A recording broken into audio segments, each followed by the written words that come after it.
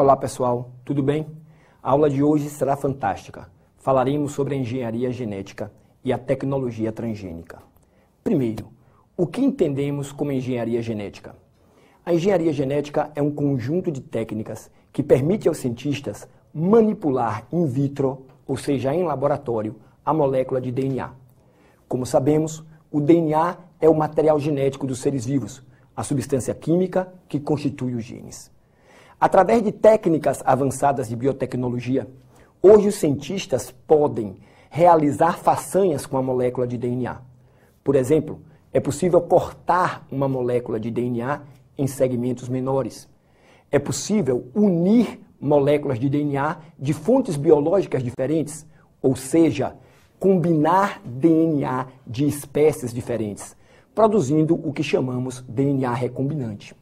Além disso, e o principal, é possível transferir o gene de uma espécie para outra. Assim, por exemplo, é possível transferir o gene de um ser humano para uma bactéria, o gene de um inseto para uma planta, produzindo o que nós chamamos de organismos transgênicos, ou, se você preferir, organismos geneticamente modificados. Mas o mais importante é entendermos como é possível essa tecnologia.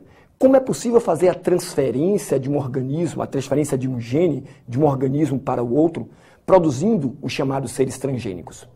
Para entendermos isso, é necessário compreender que o engenheiro genético dispõe de determinadas ferramentas que permitem a manipulação do DNA. Essas ferramentas são principalmente duas. Inicialmente, nós utilizamos as chamadas enzimas de restrição, também denominadas de endonucleases de restrição. O que são essas enzimas?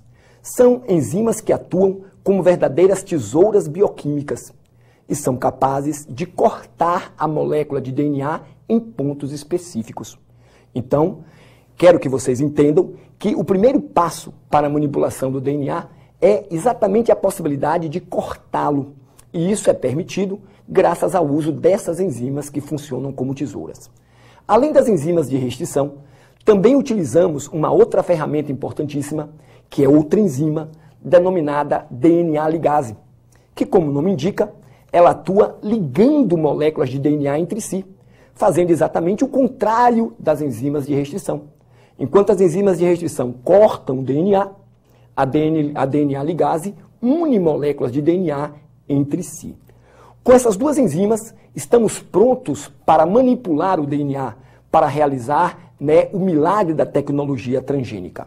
Para exemplificar como um organismo transgênico pode ser produzido, utilizaremos um exemplo muito curioso, muito importante, muito interessante.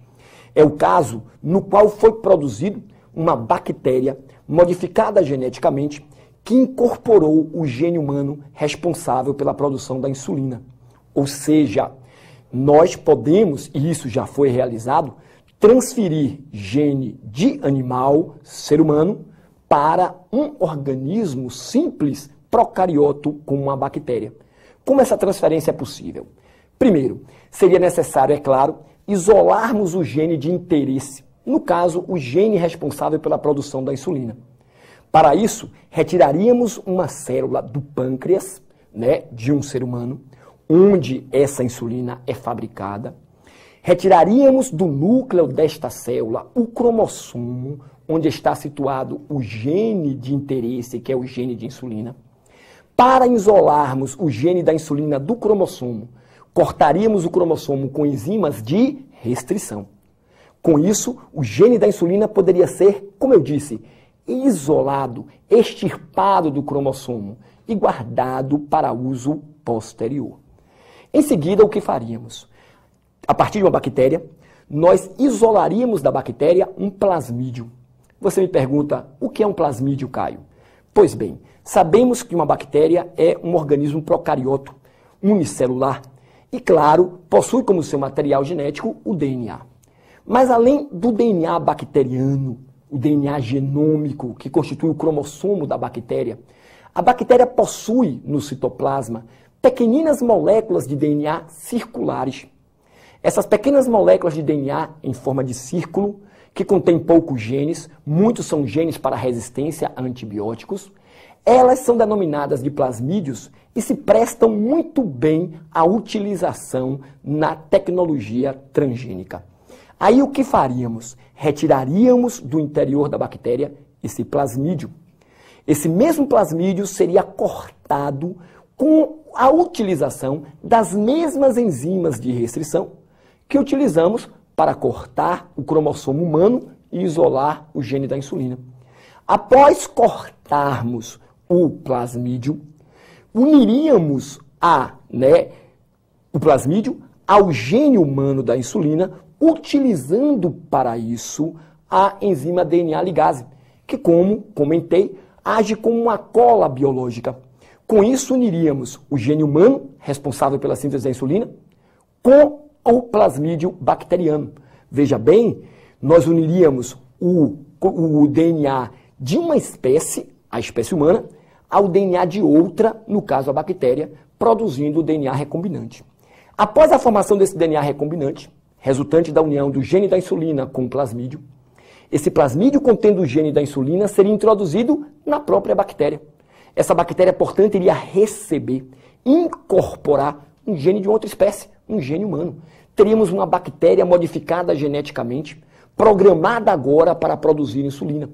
E essas bactérias, ao se reproduzirem de forma assexuada, por cisparidade, originariam outras milhões de bactérias, todas contendo esse gene da insulina e com a capacidade de produzir esta proteína que atua como tão importante hormônio no controle da taxa de glicose no ser humano. Pessoas que não podem produzir a insulina, não conseguem produzir a insulina em quantidade adequada, sofrem da grave doença chamada diabetes. Agora, essas bactérias podem ser utilizadas como biofábricas para sintetizar a insulina em grande quantidade, em larga escala, em escala industrial. E essa insulina poderá ser vendida, consequentemente, na indústria farmacêutica, produzida e vendida a um preço mais acessível. Essa é a tecnologia transgênica. Isso é que nos permite a engenharia genética, modificar geneticamente os seres vivos para, obviamente, encontrar nesses seres características vantajosas para o ser humano, para nossas atividades. Obviamente, essa tecnologia transgênica já está bem difundida. Vários organismos transgênicos já foram produzidos. Por exemplo, nós temos um milho que recebeu um gene de bactéria e tornou-se resistente à praga de insetos. Nós temos um exemplo bastante curioso, uma planta de fumo, na qual foi introduzido o gene de vagalume. E essa planta, veja que incrível, tornou-se bioluminescente, tornou-se capaz de gerar luz própria, o que nós chamamos bioluminescência. Isso é a tecnologia transgênica, essa é a engenharia genética. Agora, é lógico que essa tecnologia nos traz grandes responsabilidades, grandes questões éticas. Há de se trabalhar a engenharia genética com muita responsabilidade. Existem, obviamente, regras de biossegurança. Esses organismos transgênicos têm que ser testados, os alimentos transgênicos têm que ser bastante controlados para serem comercializados. Entretanto, é importante destacar que os organismos transgênicos já fazem parte do nosso cotidiano. Eles já fazem parte do nosso dia a dia. Estão no carrinho de supermercado, estão na nossa mesa. Pois é, esses alimentos transgênicos, tenha certeza, vieram para ficar. Pois bem, quero agora desejar a você muita sorte, que você se dedique bastante, tenha bastante sucesso. Obrigado e até a próxima.